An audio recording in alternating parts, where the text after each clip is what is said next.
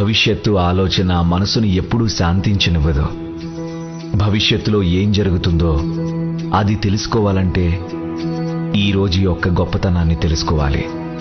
ఇవాళ, ఇప్పుడు, ఈ క్షణాన్ని గుర్తించాల్సి ఉంటుంది.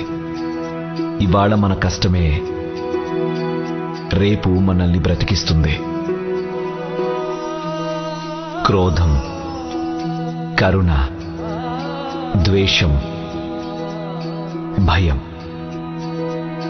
షిరిడీ ప్రజల మనసుల్లోంచి ఈ 4 శత్రువుల్ని దూరం చేయడం చాలా అవసరం. ముందు మనసును ఇలాంటి ప్రతి విచారం గురించిన స్థానాన్ని ఖాళీ చేయాలి. ఖాళీ చేస్తేనే కదా, అప్పుడే కదా మనసులో మంచి ఆలోచనలు వస్తాయి.